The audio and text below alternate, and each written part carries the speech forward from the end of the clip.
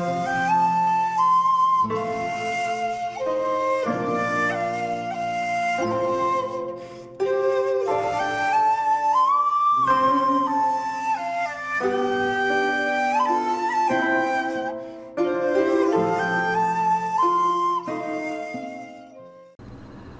there, this is Solitary Ronin from Solitary Ronin Films, and welcome to another random review. Today's random review is from 2008, and it is Achilles and the Tortoise, written, edited and directed and starring Takeshi Kitano. Now this is one of the Kitano films from kind of the period of Kitano nobody really talks about, which is the mid to late 2000s. This was the third part of his loosely autobiographical films, Takeshi's Glory to the Filmmaker, which I still haven't seen because that's hard to get. So this is the third part of the trilogy. I hadn't seen this at all. It was hard to track down. This DVD, Region 3, was pretty expensive, but I'm glad to have finally tracked it down, because again, you know, I love Kitano. I think he's one of the greatest Japanese directors of all time, one of the greatest directors of all time, yet still I think he's underappreciated. This is roughly about 2 hours. You could argue it's a little bit too long, but it's absolutely wonderful. It's about the journey of a young boy and grows up to be an artist, and his journey trying to be a successful artist. He's the son of a rich art collector who runs silk factories, who is then bankrupt. But the little boy, Achilles, spends all his day painting. He'll even stand in front of trains to paint the front of the train, and people have high hopes for him as an artist. One day there's a renowned artist who's friends with his father, comes and gives him his beret, and he wears that beret throughout his life. It's a film that we see 3 stages of his life. So his father's company's become bankrupt. His father hangs himself, and he's dropped off at his uncle's house, played by Ren Usagi. There's lots of Kitano regulars. Susumu Terajima turns up in a cameo later in the film. Now Osmori, who we know as Ichi the Killer, who later worked with Kitano and Outrage Coda, appears. Also stars Kanako Higuchi, apologies, as his wife later in the film. He, as a child, he doesn't really fit in at school because he just wants to paint all the time. He meets this oddball character, kind of homeless guy out in the country who just paints all the time as well. So that's the childhood stage of the film, essentially. It's shot in that stage with a more kind of washed out colour. It's not kind of brightly colour. This is one of those films that should really get a Blu-ray, because there's lots of, as you can see in the images that I've attached, there's lots of artwork, lots of very colourful artwork, done by Kitano himself, as we realise that in Hanabai. He did all the artwork for Hanabai as well, so he did all the paintings and artwork for this, apparently. And then we see him as a young man, struggling to sell his paintings. He still dreams of an artist, even though he has to get regular work. No Umori, or Ichi the Killer, he plays an art gallery dealer who's always telling him, you know, what's popular at the time, and then of course he just copies that.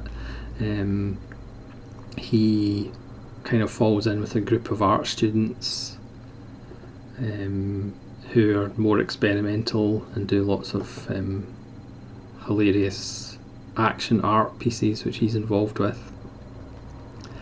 And then we see him as a middle-aged man played by Kitano with his wife. They have a daughter at this point, and still struggling to sell his art, still struggling to find his place in the world, in the artistic world, still struggling to be famous, still getting advice from each of the killer.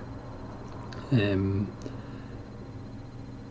that's really as far as I'll go with the plot. It's one of those films that I wish I could tell you every single moment of it. I mean, the film, it's not that, hasn't really been seen that much. I don't think it's not really talked about much. It's not that highly rated if you look on websites or whatever, but I absolutely loved it. I think it's close to being another Kitano masterpiece for me. We start with an animation of the Achilles and the Tortoise fable, almost with Greeks talking about it, and you can say that's a kind of belaboured point. I mean, again, that's a minor gripe.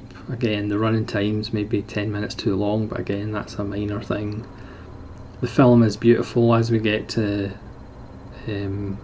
Machizu as a student, and then Kitano as a middle-aged man. The film becomes more colourful. It's just an absolutely wonderful film. It still has, for fans of Kitano, it still has that brutality. It still has that jet black humour. It still has that absurdist streak. It still has that kind of the sudden, unexpected moments of violence or tragedy. Bad things happen in this film. Again, I wish I could tell you about them, but I'm not going to. I'm not going to get anywhere near spoilers just because it's a film that hasn't really been seen that much. All I will say is, if you're a fan of Kitano, you should love it. If you are only familiar with Kitano through his Yakuza films, it might be a little bit of a change of pace, a little bit of a surprise. But again, if you're familiar with A Scene at the Sea or Dolls or Takeshi's, it's familiar ground. It's actually quite nice to see. There'll be familiar faces to you from Japanese cinema and Kitano cinema, but you've only really seen them as Yakuza. There's a lot of people that would appear in the Outrage films later, and it's actually nice just to see them not as Yakuza. It's just a wonderful film. It's one of the best films, I think, about chasing artistic merit, following trends. There's scenes where Neo Omori is the art dealer, or each of the killer, is telling him, oh yeah, do that or do this, and then Machizu just follows that and then copies it, and then of course he takes him back to the art gallery and it's like, no, I didn't actually mean that literally, I meant inspired. So whatever the art gallery guy says is the trend or is popular, then Machizu takes that and then he eventually just pushes to more and more extreme levels to try and be popular, to try and fit in, to try and start selling his paintings and actually making a living, because he is dirt poor. Near the end of the film he has to beg his daughter for money for paint. There's a lot of tragedy in the film, there's a lot of dark stuff in the film, as you'd expect with Kitano, but it's also very funny, as you'd expect with Kitano. The camera isn't as stately as it sometimes is in Kitano films, or those beautifully composed images. There is more of a moving camera. Also the art is spectacular, and it's a nice story as far as the beginnings of this dream of being an artist, when he gets the berry from the renowned painter, even though we do see what happens later in life to the renowned painter that gives him the berry, which is a nice little touch which isn't really dwelled upon. It's up to the audience to actually pay attention.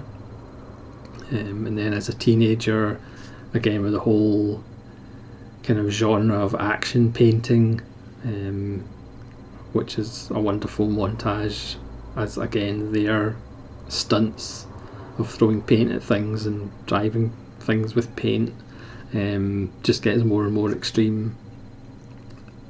It's a film that kind of gives you almost like a timeline of different painting styles. There's some Picasso and stuff like that inspired things, and Warhol inspired things, and then more political stuff, it's just, and every time the art gallery or the art dealer, each of the colour, keeps telling him, oh yeah, do this, it's just like he tries, because it's essentially about somebody who's not that talented. He's not a genius, he's desperately trying to be a genius, he's desperately trying to be a successful artist, but even when he has a good idea, it doesn't quite do it as well as it possibly could have been done. Again, I'm not going to go into specifics because I'm trying to spoil as little as possible this film, because it's an absolute gem, I think. Especially if you're a Kitano fan, then it should be right up your alley. So even when he has good ideas, he doesn't quite grow them and nurture them, they don't quite come out the way it possibly could have, because again he goes back to Neo Omori's character, and it's like, yeah, but you really could have did that, and then it would actually mean that. So it's a wonderful film about the creative process, about art in general. I mean, in one of the more, when the students are a bit downbeat, they go to a food stand, and even the vendor is like, well, if you took a Picasso and a rice ball to somebody starving in Africa, they would take the rice ball every time. And of course the art student's like, no, I would take the Picasso, and it's like, no, that's just ridiculously naive. And what place does art actually have in the real world? There's lots of little takes on the place of art, the importance of art in the real world. Again, there's a wonderful moment about that, satirical moment about that later in the film, but again, I'm not going to mention that. If you're a Kitano fan, I mean, hopefully Third Window eventually release this. Again, I don't know what the rights are or anything like that.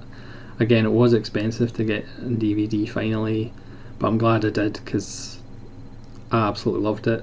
I mean, I know I'm biased, but it's another wonderful Kitano film. I just need to see a couple more. The Seven Henchmen, I still need to see Glory to the Filmmaker, but again, they're quite hard to get as well.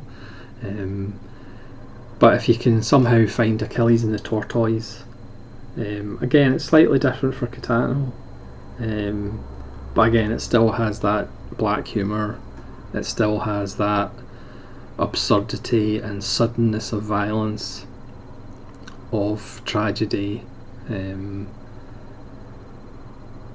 but it's quite wonderful. So thanks very much for watching this random review. Please let me know if you've seen Achilles and the Tortoise and what you thought of it, or please let me know if there's easier ways to see the other Kitano films that aren't readily available, and hopefully you'll join me for more random reviews.